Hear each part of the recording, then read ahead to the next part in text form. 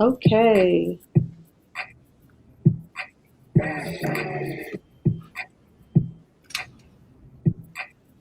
All right. Well, good afternoon. Good afternoon. And thank you guys for tuning in. We are live here today. We're doing our iHeart Black Austin Live speaker series. This week, we're talking to healthcare professionals. We've got three doctors that are on that are going to talk about COVID-19 and also the vaccine. So we're really excited to have you guys because this is an opportunity for our community really to kind of, see you guys face to face, but also let people know that you guys are out there and that you're out there taking care of us. So we've got Dr. Farron Hunt. She's in family medicine. And she says she really enjoys getting to know her patients and helping them stay safe and healthy and living their best life. We also have Dr. Crystal Berry Roberts. She's a doctor of obstetrics and gynecology, and she chose OBGYN, which is so much easier to say Yes. because of the opportunity to care for women through the various stages of their lives and help them as they help them with their well-being is just one of those important things that she enjoys every day. Dr. Manish Naik is the internal medicine and ARC chief medicine information officer, and he believes in taking care of the whole patient through a team approach between doctor and patient, and he believes that a healthy mind helps lead to a healthy body. So we are so excited to have all three of you here today, and Dr. Hunt, we will let you go first. All right. Well, I wanted to thank you so much for having us here. We're excited to be here and to talk to you all about COVID-19 and the impact it's had in our communities and how we can be better prepared to not just endure this season, but to past it and to get on with our lives. We had one heck of a year last, and 2021 is bringing some hope that we can get to some normalcy. But I know many of you have questions and concerns out there. So we're here to kind of allay those fears and to kind of put your minds at ease, hopefully. I wanted to start by kind of just letting you know more about COVID-19 as an illness and what your risk factors are, because you may not realize that you are at higher risk. So COVID-19 affects those that have heart disease, I've had a heart attack, kidney problems, cancer, patients with lung disease like asthma or COPD. It affects others that have more weight to us. So being overweight or obese, something that you know always talk about, but that actually increases your risk of having COVID and having complications from it. So that's something that can increase your risk factors there. So this past year, we've been trying to decrease people's risk by wearing a mask, social distancing, and staying away from as much as we can in indoor settings, and trying to do what we can outdoors, going outside if we do need to gather. And then when you have symptoms, to get tested. Symptoms include cough, congestion, shortness of breath, sore throat, headaches, chills, myalgias, muscle aches, nausea, vomiting. So there's several symptoms that may sometimes you may feel like, oh, it's just my allergies, but it might be COVID. That's been the most common thing that we've seen in the past year. So making sure that you get tested if you actually do get symptoms. And until recently, we didn't have many things to offer in terms of treatments, but now we at least have opportunities to prevent the disease, and that's where we come into vaccines. That we have several that are on the market now, specifically the Pfizer and Moderna, that are available as of today to get vaccinated within the U.S. I personally have received my vaccine. I received the Moderna vaccine, and I did fairly well with that. And so many of our healthcare providers in our company have been vaccinated, and we're recommending that people get vaccinated throughout. So far, worldwide, 150 million people have been vaccinated. So if you're thinking, I'm not ready to get the vaccine yet.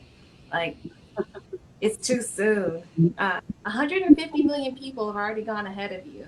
And here in the United States, 40 million people have already gotten their vaccine. Many have already gotten their second dose on top of that, so they're fully immunized. So you're not necessarily first in line to be getting the vaccine at this point, because here we are in February and the vaccine came out in December. So the two vaccines are both equally effective, and they're both mRNA vaccines, which are very helpful to boost our immune systems to help fight off and recognize the virus if we come into contact with it. So people are maybe concerned about an allergic reaction, but that's been few and far between. It's a very rare complication, and we haven't seen much of that. And so if you have like minor allergies and congestion, get hives, you can still get the vaccine. We're not as concerned for people going into anaphylaxis. That has been, I think, two to 5 cases per million. So it's been less of an impact for us. And so so far, the vaccine will last. I saw one recently that Moderna's claiming it may last 2 years, but it's still being studied. And so we'll see as time goes on how they measure the antibodies to see how long our immunity lasts. But so far, all the science is reassuring that getting vaccinated will be something good for us to help us move past this time of dealing with COVID day in and day out. Well, awesome. Well, that's great information. Dr. Roberts, did you? Sorry, you saying? No, I was listening to Dr. Hunt. I am Dr. Crystal Berry Roberts, OB-GYN with Austin Regional Clinic for approximately 6 years.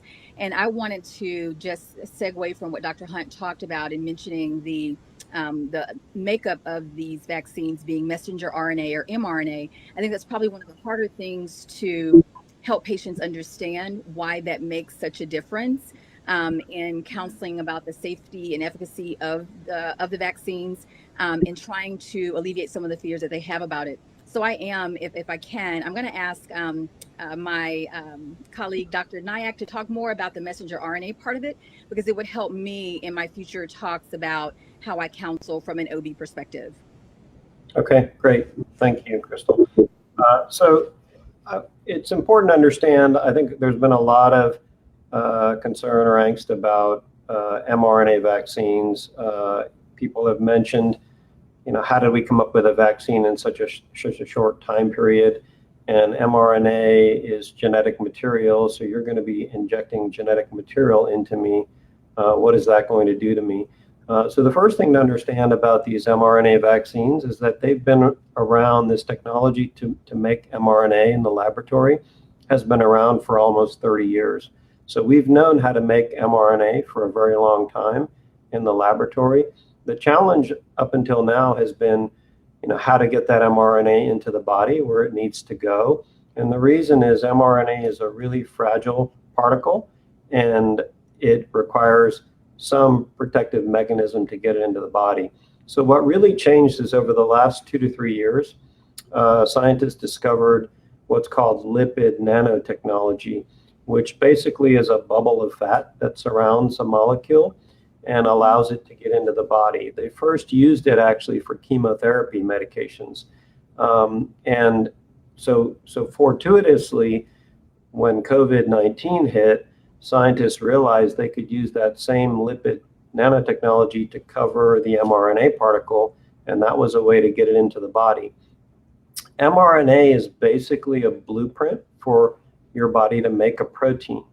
And so what they're doing is you're using the mRNA blueprint to make a protein that happens to be one of the proteins on the surface of the virus. So when your body ingests that mRNA into one of its cells, it codes for a protein, and your body makes proteins that essentially mimic an infection with the virus. And so your immune system reacts to that and creates an immune response. And the good thing about mRNA is because it is so fragile, once it gets released into the cells in your body, it disintegrates within a couple of days. So there are no remnants of the virus left in your body. That immune response, though, remains, and your body remembers the immune response, and that's what creates the immunity. The good news is also that the mRNA never enters the nucleus of the cell. So that means that it never interacts with your DNA. And as a result, there's no concern about it affecting your genetic makeup. So very safe and exciting technology that I think will be used for many vaccines to come. So we're talking about the vaccine right now, the coronavirus COVID-19 vaccine. And there have been a lot of reluctance from African Americans about receiving the vaccine. You guys are not only African American, but you're also doctors. What do you say to those folks who say that, we don't have a good history of taking shots and things like that? So what can you say to those fears? I think if it's really is stressing the importance of counseling and recounseling patients. And I think on the provider side of things, understanding that those myths and fears, but truths also are out there. And thinking back to various, historical events most people know about, Tuskegee experiment, and you can, the list goes on, and that's a lot of what comes to the table. And what I find is that even my younger patients who may not know as much, they have older members of the family who can remember. Right. And if it's someone that they listen to, it will negatively impact their views regarding the COVID-19 vaccine. And so I think having conversations and dialogues like we're having today makes those of us that deliver this information and provide the counseling more aware of the stigma, the perceptions, the things that are out there, and the preconceived ideas of what some people of color have and where that hesitancy comes from. And I think for those patients, one session, one opportunity to counsel and recommend it isn't enough. And I think building it in, hey, I know we talked about it today. I've outlined your high risk factors: diabetes, hypertension, obesity, smoking. And it seems as though today you are a bit reluctant to do it. And explain to me why that is. Allow them to have a conversation with us about it. And then maybe make another time. Telemedicine is so embedded in what we do now that maybe another telemedicine visit with the patient to further alleviate fears, but give them that confidence from the science, but also the respect of where that fear comes from and where, the core of that is. And I think eventually for most, we will be able to maybe win over more than we thought we would be able to when we first started the conversation. Absolutely. I have a 13-year-old and he only has one kidney. And so I definitely wanted to get the vaccine, and I'm also a veteran. So Fort Hood is actually giving the vaccine to veterans and military personnel. So I was able to get my first shot, and so that was last week on last Friday. And so I'm excited about getting the second one on at the end of the month. My sister, on the other hand, she's a teacher, and she lives in Alabama, and she has already had COVID. And so she asked, of course, her schools are wanting to give them the vaccine. And I was like, well, I don't know, because she's asking me if she should take it. She's already had COVID. And I was like, well, I'm not sure, because my other sister, who's also a teacher, she hasn't had COVID. And so she's excited about taking her vaccine. But I was not sure about, my other sister. So I was hoping that you guys could address that. If you've already had COVID, is it safe? Is it something that they should do? Sure. So that's a question. If you've had COVID-19, you can still get the vaccine. We recommend that you wait at least 10 days, allow for your symptoms to clear, and that you're feeling better. And then if you have access to getting the vaccine, by all means, go ahead and get the vaccine. You don't have to wait a period of time longer than that. to go in and get vaccinated. So your sister can surely go right ahead and get her vaccine. Having had COVID before, she may have some natural immunity for about 2 to 3 months, but that won't last forever. And the vaccine's immunity lasts much longer than that. And so we would recommend that she get vaccinated. So just because you've had COVID once doesn't mean you couldn't get COVID again. And so you want the protection that the vaccination provides, which would help to protect you against the current threat that's out there and to protect her in the future. And what about those who talk about the variants? There are different variants of the virus now. So some people are saying, well, I'm just going to wait until they figure it all out and they have one shot for all of them, for all of the variants. Is that a safe way to think, or should they go ahead and get the vaccine? So I'm actually. Go ahead. You can go ahead. Yeah. So there are a few variants out there. I think people have heard on the news about the South Africa variant and the Brazil variant being of concern, and the UK variant maybe not being so concerning. So viruses, typically mutate when they've been out a long time, particularly when the virus is spreading in an uncontrolled fashion, which is what we saw happen over the last few months.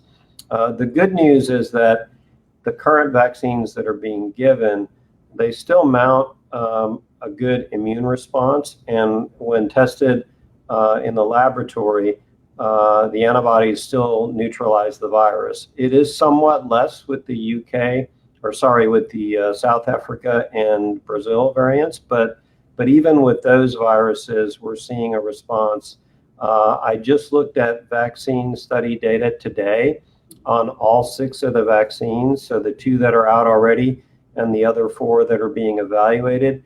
And in every single one of those studies, the people that were hospitalized or died from COVID-19 were the people that didn't get vaccinated. Mm-hmm. So, and the Johnson & Johnson trial actually was done in South Africa. Part of the study was in South Africa. And even in that study, it provided 100% protection against hospitalization or death.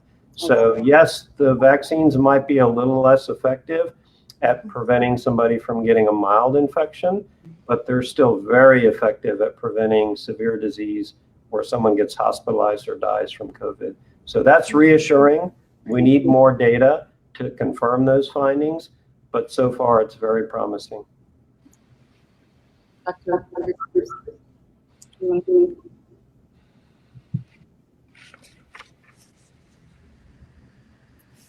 I'm sorry, go ahead.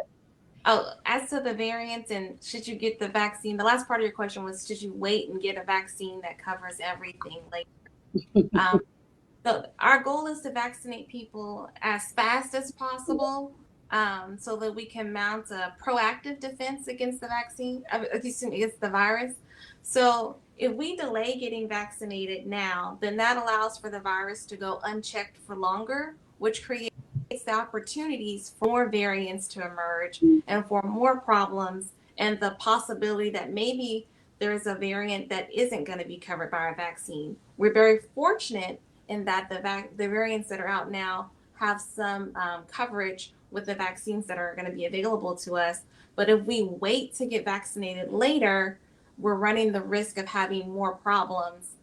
So we want to vaccinate people as fast as possible, get as many people vaccinated so that we can build a wall or a barrier of protection around our community, around our families, around our country, around this world, so that COVID-19 doesn't have the opportunity to create so many variants. So we want to get vaccinated now and not wait for a one for all sort of all encompassing magical vaccine next year. Well, and if I'm sorry. Yeah, no, if I can just kind of continue with that same thought process as far as trying to get as many people vaccinated as possible. The same applies to pregnant women, women that are breastfeeding, women that are considering becoming pregnant. And we know the hesitation there is the speed with which the vaccines were made. not having data specific to pregnant patients or breastfeeding patients or those undergoing fertility treatments. And I go back to what Manish, Dr. Nayak, just very clearly explained how the vaccine works, that it does not alter our genetic material. It does not enter the cells that make us who we are. And so to people listening, I really would stress, please hear what we're saying from the science standpoint, that yes, it would be nice to have pregnancy specific data, but the science behind just how these vaccines have been made in itself, the knowledge is there that they are safe to be done in pregnancy. Again, more counseling may be needed to throughout the pregnancy, and not again just a one-time approach to it the first time we meet the patient. And then also having those conversations with folks who are thinking about becoming pregnant, because if they wait for the right time, we've seen, unfortunately, there isn't a right time. The right time is now. And so I hope that just the information we provided will make some of those that are listening more comfortable, and maybe share it with someone who's kind of on the fence about the vaccine, and get them back to their providers to talk more about it. Absolutely. So one of the things that we constantly see on the news is the access to the vaccine and access to care for African Americans, or the lack thereof. So what would you say to obviously our older population that that are interested in getting the vaccine, but they are not able to get on the list? Or are there any suggestions that you guys would offer, or encouragement as to let them know that their time is coming, and they're going to get through this? So I think one of the challenges is that right now there is just a lack of adequate supplies of vaccine, and it's really at a national level. And as a result of that, the allocations that we're getting for Austin are just not at this time enough to vaccinate everyone that we would like to vaccinate. My understanding, from folks who are getting vaccine supplies like Austin Public Health or UT-Del or others that have been designated as vaccine hubs, is that they are doing their best to prioritize people based on their risk of getting severe COVID. So most of these facilities are using your age and your underlying health conditions that both Dr. Hunt and Dr. Barry Roberts alluded to earlier, looking at the risk factors in order to try to prioritize people. So Austin Regional Clinic, we use that very same protocol. So, we don't, prioritize somebody, based on, where they're located or where they live. It's really based on how old are you and what is your risk of getting severe COVID. And based on that, we're reaching out to people, when we do get vaccine. And so I think that what I would encourage folks to do is to sign up for all of the vaccine locations that are currently receiving vaccines. So signing up for Austin Public Health, sign up at UT-Del, sign up wherever you can that it's being offered in your community. And when you fill out those forms, they will ask you about age and risk factors, and that will help us prioritize who needs to be vaccinated first. So there was a question about why older Americans were allowed to get the vaccine first and not younger Americans. And of course, we're in Texas, and so our lieutenant governor made a comment about not taking care of our older people first, but it seems the opposite. But the question is, why do we see the rollout of older Americans first before younger? So older patients are at higher risk having complications from COVID. Their immune response is not as strong in fighting off the virus, so they're more likely to have complications, pneumonia. They're more likely to require being on a ventilator and to need respiratory support. Those are the patients more likely to die from COVID. And so vaccinating them as our priority and effort is to help save lives. And so when we are pushing to vaccinate people, we're really trying to save lives.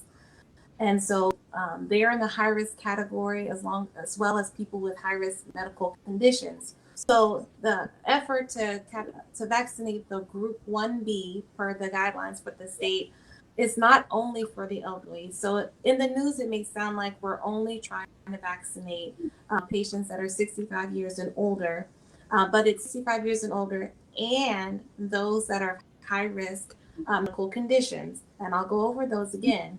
That's patients with heart disease, patients with autoimmune disorders or who our immune systems are compromised, kidney disease, lung disease, asthma, COPD. Again, people that are obese, which means that their heights are off. Many of us in the Black community are obese. I mean, I myself, I'm working on weight to deal with my own obesity, but that's a risk factor. So you may be obese and you may be 25. That's a risk factor for COVID, and so you're eligible to get the vaccine. So it's not simply that we're only vaccinating the elderly; it's the elderly and high-risk individuals, and those conditions make you high risk. And so you can be a younger person with those conditions or meet those criteria and still get the vaccine. To be more inclusive, pregnancy, of course, is a high risk condition, which you can still get the vaccine that way. So, cancer as well. But making sure you understand if you're high risk or not, you can get the vaccine now, not in elderly. One of the other questions is based off of COVID itself and why it's so unpredictable on, who will get sick and who won't. Why is it so unpredictable? I mean, if it's based off of science.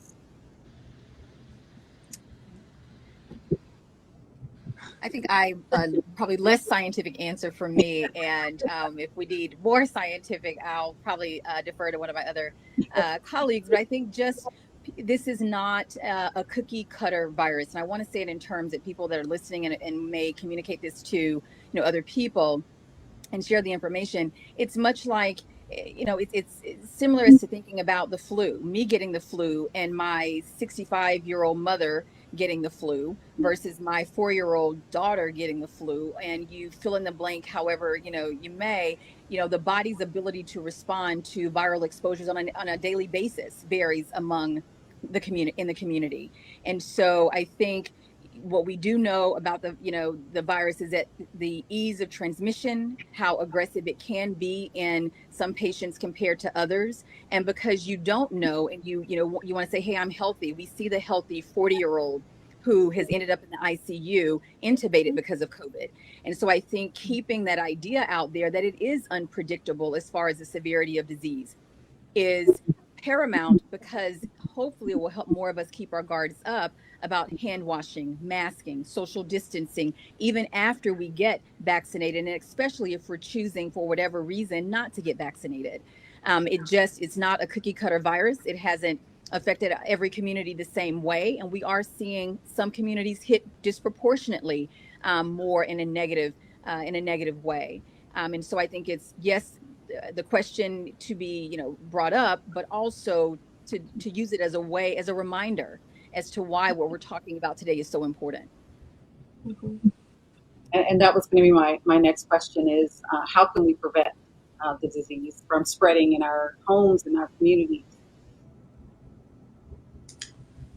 So for that, we need to stay diligent, continue the social distance, continue wearing our mask in public, continue avoiding gatherings, especially indoors, trying to limit group settings, wash our hands as frequently as we can. We touch our face so many times without even knowing it. We touch the mask that we're wearing without even realizing it. So we have to wash our hands afterwards. So just being diligent in those measures will help to reduce the spread. And then if you feel like you have any sort of symptom, to just stay away from others. You may feel like it's allergies, but we don't know. People can have no symptoms and still have COVID. So if you certainly have symptoms, to just stay away and stay home to recover at home. And when should they go to the hospital? Because obviously, like you said, some people don't have symptoms and some have symptoms, but you don't really know whether or not it's allergies because we know in Austin, most people, if you live in Austin, you've got some type of allergy. So how do you know when it's more serious than just allergy? Sure. So with that, we normally assess your breathing, and if you're having any difficulty doing daily activities, allergies shouldn't make you short of breath just going to the kitchen. Allergies shouldn't make you short of breath just going about the house in your normal daily routine. And so if you're feeling labored breathing, a significant productive cough, fever, chills, uh, headache and vomiting, much more than just a runny nose or some sniffles, then it's likely more than just allergies. And it's worth getting tested to know what you have, and it's worth getting evaluated by a physician so that we can assess you to see if you have COVID, if not COVID pneumonia, based on those symptoms. And then normally we have patients monitor their oxygen, and that's how we decide if we need to send you to the hospital or not, is to monitor your oxygen status. And I think encouraging patients to utilize the resources in the community first and not necessarily using the emergency department as their first step in triaging whether or not they could have COVID. Austin Regional Clinic and other clinics in the area at this point are doing we're doing an awesome job. We're, a year into this, an awesome job of triaging symptoms, triaging the patients and what's going on to try and better direct them. So I would say definitely encouraging reaching out to your primary care provider and that office that's around the corner first, to be triaged as to whether or not a hospital visit is needed. And then if you do have a hospital visit and you are discharged, your oxygen levels are okay, you don't have a fever at the time, but if you're home and things are worsening and it's getting harder for you to breathe, and now you have a temperature of 102, 103, not to think, hey, I just was there, I'll probably get better and just I'll wait it out, because I have heard those stories, especially among older members of the community, and not speaking to family members about how not well they're feeling and how they're not just bouncing back from some of these symptoms. And that's when the outcomes can be catastrophic. And so I say, voice when things are not getting better, even if you have been seen by your primary care provider or in the emergency department. Mm-hmm. Well, we definitely appreciate you guys for taking your time. I know all of you are just coming from work, and some are still at work. So I definitely want to, thank you all for being here. But we do want to know how you guys are taking care of yourselves, because you're so busy taking care of us and the community. How are you taking care of yourselves? Because we want to make sure that you're here for a long time as well. Dr. Hunt? Well, I mentioned earlier that I've been working on my own health and wellness this past year. I've been working on losing weight so that I'm not in the obese category. So I've been exercising, eating better, trying to get more protein in my diet with the help of my colleagues, and exercising. I like Pilates and going for a walk and playing with my dogs. Oh. So I've been spend time with my husband and kind of unwind. Yeah. And I think for me, my husband's gotten into juicing. Oh. And so he loads me up with these juices, and the flavor, you don't know what it is. Just know it's green, red, or orange, maybe a yellow one. You take it, you drink it. But I think he's trying to, from an immune building, with everything that's going on, immune system building, again, just trying to put good things in, hopefully get good things out, and get a little energy boost along the way to get through the days and try and take care of patients to the best of our ability.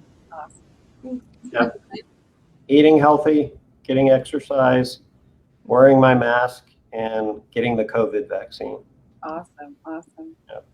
Well, again, thank you. If you guys have just one little, everybody loves to get advice from doctors. So if, whatever that is, we'd love to hear your last words of wisdom and advice for us. If you're on the about getting the vaccine, talk to us and we'll talk to you one-on-one, like in this visit, and address your very specific concerns. It's not worth not getting vaccinated because you don't know enough about it. So we just want to make sure that you understand whatever it is that's holding you up, so we can make sure that you're making a sound decision on science. And we are not there to dictate and tell you exactly what to do. We are human. We do our best at listening and trying to put ourselves in your shoes and really see it from your perspective. And so I would say, give us the opportunity to do that. Don't assume that it will be pushy and you must get it, so you don't even want to talk about it with us. Give us a chance to have some dialogue about it. Yeah. Yep, I don't have anything to add to that. We'll get through this pandemic. Again, wear your mask, follow all those protocols, and seriously think about getting the vaccine. I think we talked a lot about the pluses of the vaccine and the science behind it. So encourage everybody to seek out more information if you still have questions. And thanks for having us today. Appreciate it. Thank you. Yes. Well, this is iHeart Black Austin Live Speaker Series. We had Dr. Manish Naik, who's internal medicine, and Dr. Crystal Berry Roberts, who's obstetrics and gynecology, and Dr. Farron Hunt, family medicine. And after 27 million people who've contracted the COVID disease, 17 million have recovered, and it's because of these guys here on the screen, and we really appreciate you guys for all that you guys do. So thank you. Thank you.